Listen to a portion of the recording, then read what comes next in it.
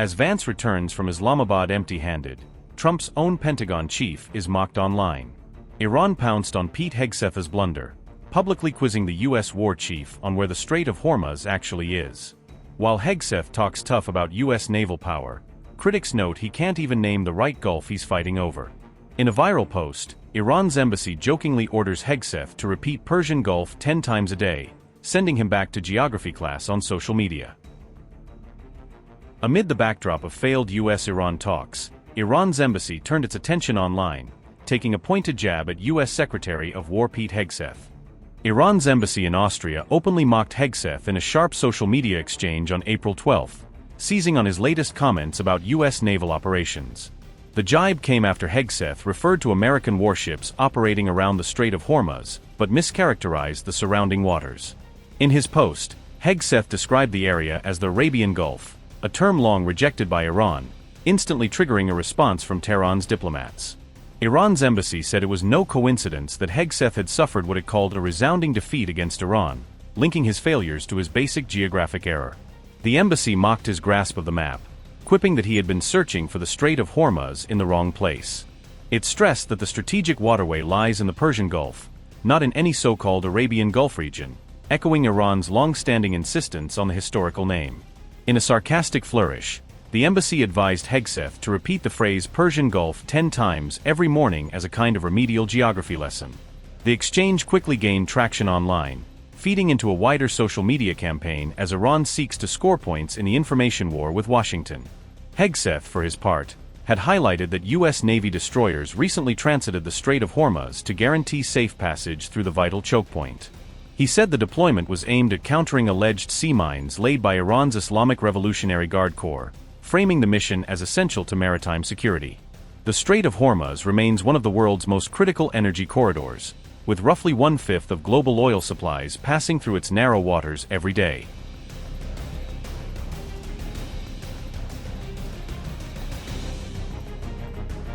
The U.S.-Iran talks held on April 11 in Islamabad now appear to have collapsed without a deal, after both sides failed to bridge major differences despite a marathon round of negotiations. Iranian media is now reacting strongly after 21 hours of negotiations failed to produce any breakthrough, portraying the outcome as proof of how deep the divide with Washington still remains. Iran's press TV blamed what it called unreasonable and excessive demands by the United States for the breakdown, arguing that Washington's position made a workable framework impossible. Contentious issues such as the Strait of Hormuz, Iran's nuclear rights, and other disputed matters are being blamed for the failure, highlighting how many of the core disagreements remain unresolved. Iran's state broadcaster IRIB said U.S. demands stalled the talks despite multiple initiatives from Tehran, presenting the collapse as the result of American rigidity rather than Iranian unwillingness to negotiate. IRIB reported, and I quote, "The Iranian delegation negotiated continuously and intensively for 21 hours in order to protect the national interests of the Iranian people despite various initiatives from the Iranian delegation. The unreasonable demands of the American side prevented the progress of the negotiations. Thus the negotiations ended." Unquote. Iran's Tasnim news agency said there would be no change in the situation at the Strait of Hormuz, signaling that Tehran is not prepared to ease pressure on the vital waterway without major movement from Washington. Tasnim also indicated that the Strait of Hormuz is unlikely to reopen unless the United States agrees to what Iran considers a reasonable deal, making the waterway a central point of leverage in the negotiations. According to Tasnim, Iran even urged the American side to accept what it called reality, suggesting that Tehran believes Washington must adjust its expectations if it wants any diplomatic breakthrough. Iran repeatedly presented new initiatives in an attempt to break the deadlock over key demands, Tasnim reported, showing that Tehran wants to project itself as engaged while still resisting pressure. A source told Fars news agency that the United States was trying to gain through talks what it had failed to secure through war, a line that sharply reflects Iran's hardened public posture after the negotiations stalled. Fars correspondent in Pakistan also said Iran did not accept what it described as excessive U.S. demands, underlining the deep mistrust and major gaps that continue to separate the two sides. Iran's foreign ministry spokesperson said no deal could be reached despite numerous messages being exchanged, confirming that intensive communication still failed to bridge the central disputes in the talks. Iranian source said, I quote, "The Americans needed the negotiation for their lost face in the international arena and were unwilling to lower their expectations despite the defeat and stalemate in the war with Iran." Iran has no plans for the next round of talks. Unquote. Trump's deputy, J.D. Vance, claimed that Iran's nuclear program was one of the main deterrent issues in the talks, making it clear that Washington still sees Tehran's atomic ambitions as a central obstacle to any agreement. Iran, meanwhile, argued that Trump sent the United States to the negotiating table only after failing to seize control of its uranium, framing the talks as proof that military pressure had not achieved Washington's goals. Subsequently, the top U.S. negotiator left Pakistan after the talks failed to produce a deal, underscoring the breakdown of what had been a closely watched round of high-stakes diplomacy. U.S. Vice President Vance announced that no deal could be reached, but he described that outcome as bad news for Iran, signaling that Washington still wanted to project confidence despite the impasse. Before Vance made those remarks, the Iranian government's handle on X had said that negotiations would continue despite remaining differences, indicating that Tehran was publicly trying to keep the door open even as positions stayed far apart. Good morning, everybody, and let me say a couple of notes of appreciation. First of all, to the Prime Minister of Pakistan and to Field Marshal Munir, who were both incredible hosts. And whatever shortcomings of the negotiation, it wasn't because of the Pakistanis, who did an amazing job and really tried to help us and the Iranians bridge the gap and get to a deal. We have been at it now for 21 hours, and we've had a number of substantive discussions with the Iranians. That's the good news.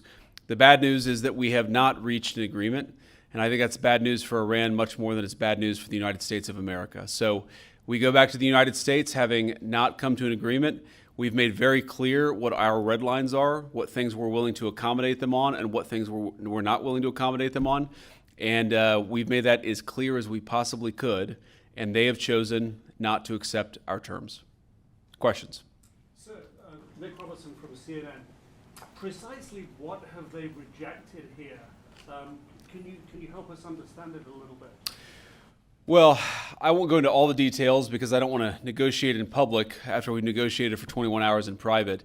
But the simple fact is that we need to see an affirmative commitment that they will not seek a nuclear weapon, and they will not seek the tools that would enable them to quickly achieve a nuclear weapon. That is the core goal of the President of the United States, and that's what we've tried to achieve through these negotiations.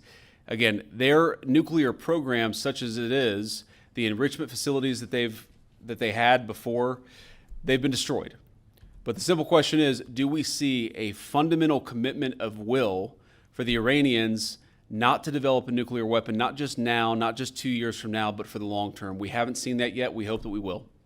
Jen. Was there a framework on anything? And also, did the Iranian frozen assets come up? And did you reach any conclusions on those frozen assets? We talked about all those issues, Jen, and we talked about a number of issues beyond that. And so certainly those things came up. But again, we just could not get to a situation where the Iranians were willing to accept our terms. I think that we were quite flexible. We were quite accommodating. The president told us, you need to come here in good faith and make your best effort to get a deal. We did that. And unfortunately, we weren't able to make any headway. Preston. Mr. Vice President, how often did you communicate with President Trump throughout the negotiations? There were reports that there were multiple rounds, where there were breaks in between negotiations. How often did you communicate with the president throughout those rounds, and what was he saying as you were going through these negotiations that you said fell short? Yeah, obviously we were talking to the president consistently. I don't know how many times we talked to him, a half dozen times, a dozen times over the past 21 hours. We obviously also talked to Admiral Cooper, to Pete, to Marco, to the entire national security team. We talked to Scott Bessent a number of times. So look, we were constantly in communication with the team because we were negotiating in good faith. And we leave here with a very simple proposal, a method of understanding that is our final and best offer.